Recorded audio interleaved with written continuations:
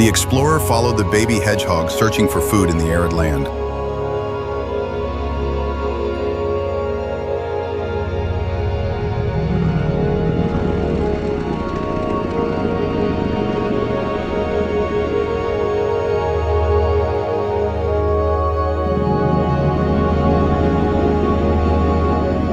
Suddenly from the grass, a cold slithered out, its hood bulging, preparing to attack.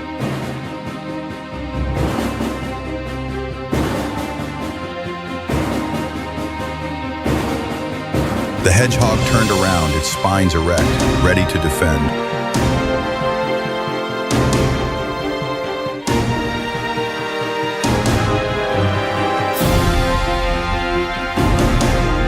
Every blow of the snake was blocked by sharp spikes.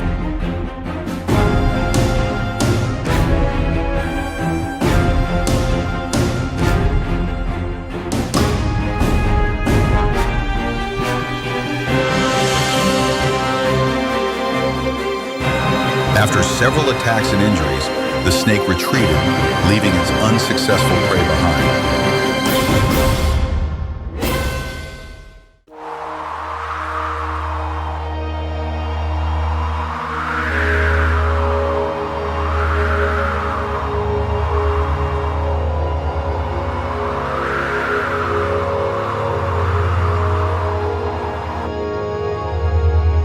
Under the scorching sun, the explorer walks across cracked earth, where life is scarce and confrontation is always lurking.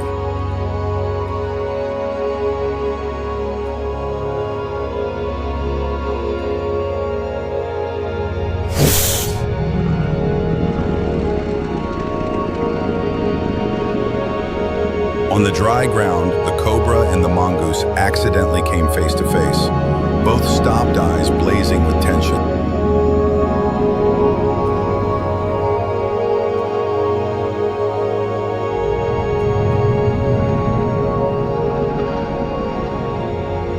The cobra puffed out its hood, hissed threateningly, and arched its body ready to strike.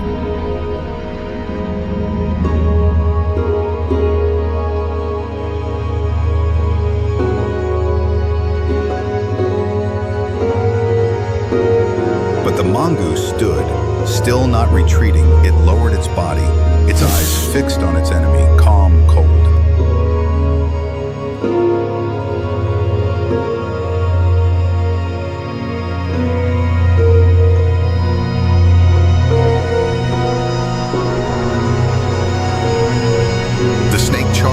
Lightning. The mongoose dodged to the side, counterattacking as fast as lightning, knocking down its opponents one by one. They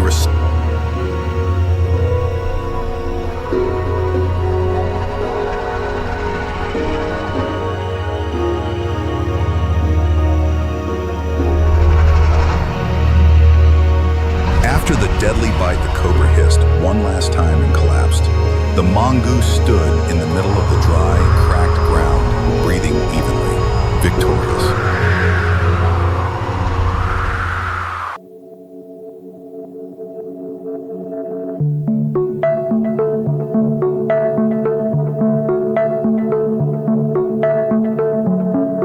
In the middle of the arid land, the nomado dragon silently stalks its prey, its eyes sharp as knives.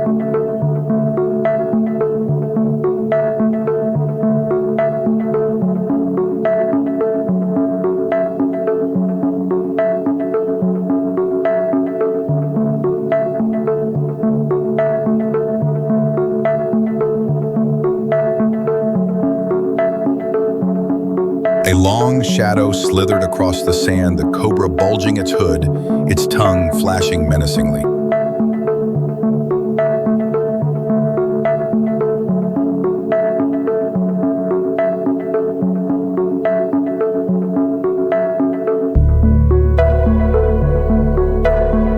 In a tense moment, both of them spun around, waiting for the decisive moment.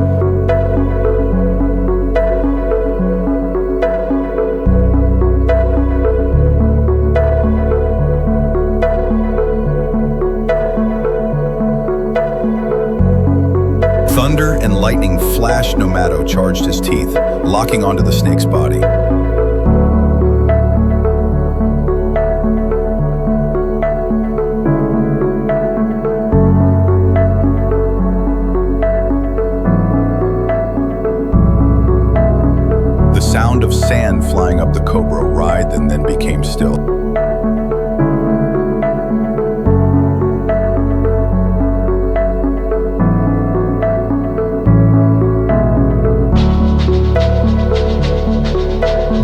belongs to Nomado, the new ruler of the desert.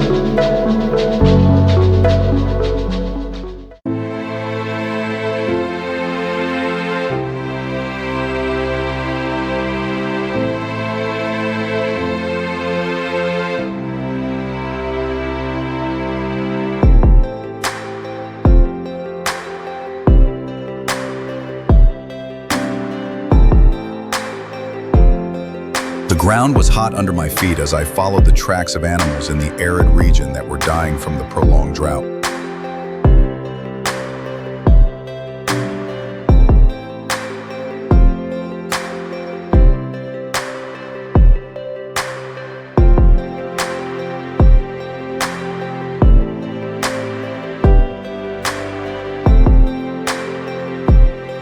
In the middle of the dry grass, a cobra coiled itself, puffed up its hood, hiding patiently its eyes like two spears pointing forward.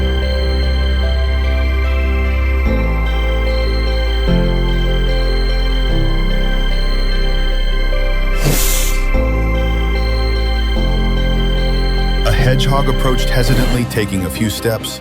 Immediately, the snake raised its head, puffing out its hood threateningly like a ghost in broad daylight.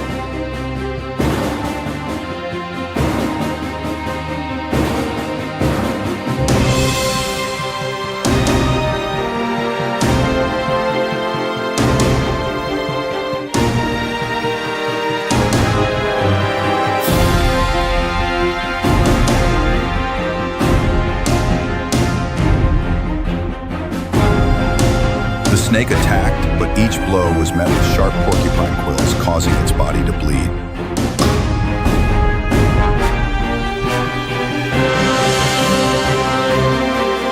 After a few reckless attempts, the snake collapsed from its injuries, then quietly slithered away in the dust, leaving the porcupine still standing, motionless like a silent warrior.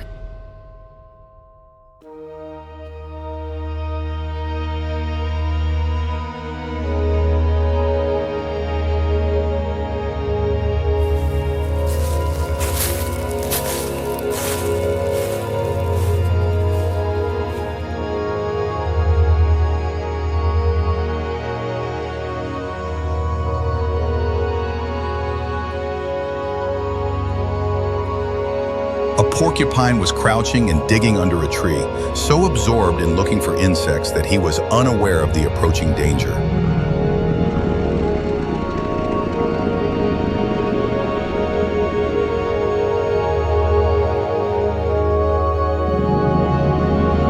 From behind the rock, a young snake suddenly rushed out, its hunting instinct aroused, aiming straight at the little hedgehog.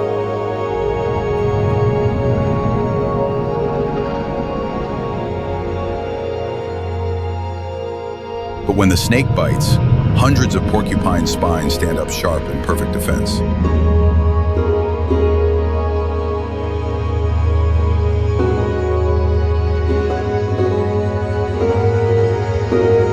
The baby snake was hit by a thorn and writhed in pain. It hissed, backed away, and limped away among the scratches.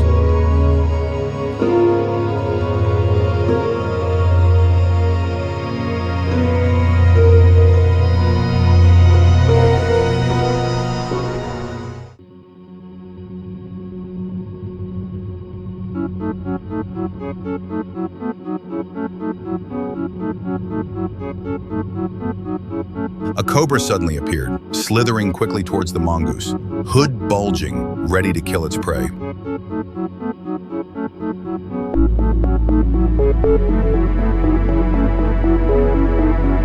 The snake puffed out its gills, hissing menacingly, then suddenly lunged forward to attack, as fast as a deadly lightning bolt.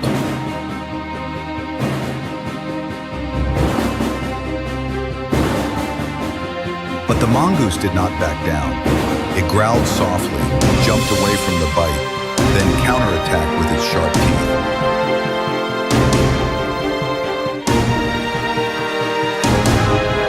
Dust flew up, and the two circled each other like warriors. The mongoose was fast, tough, and fearless of poison. At the decisive moment, the mongoose lunged forward, clamping down on the cobra's body with its razor-sharp teeth. The snake hissed and writhed, but was unable to counterattack. The deep bite quickly exhausted it. After only a few seconds of struggling, its long body writhed and became motionless.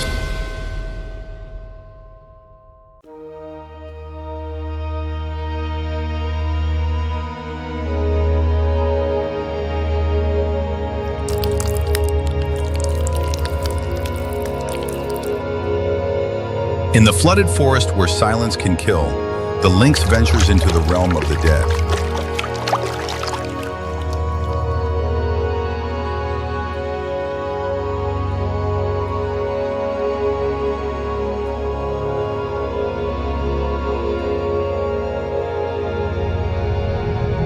A python's squeeze can crush its prey's ribs, but the lynx is a creature born to fight in desperation.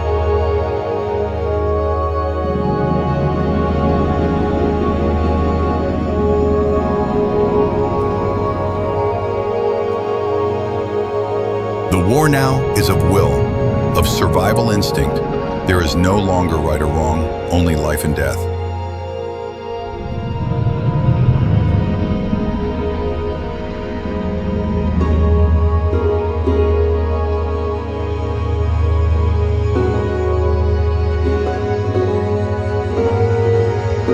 It is not the strongest, but the most alert and determined. That survives in nature.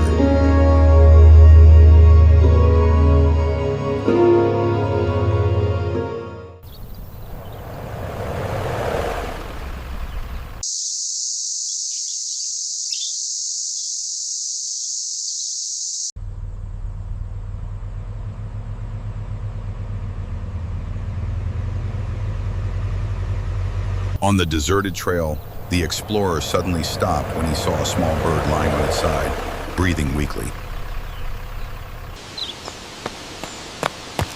He bent down and observed the slightly torn wing, blood still stuck to the thin layer of feathers. Taking the first aid kit from his backpack, he disinfected and bandaged every little thing meticulously.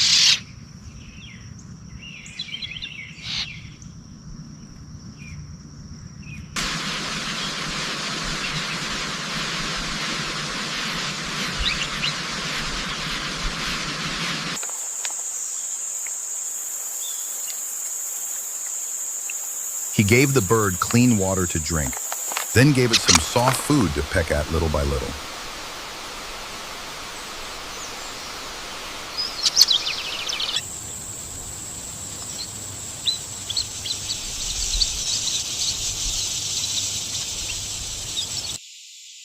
Putting the bird in the palm of his hand, he shaded it from the sun and whispered to reassure it as if talking to a little friend. When the wings were working again, he took the bird into the forest and released it onto a familiar branch. It flew away to its nest.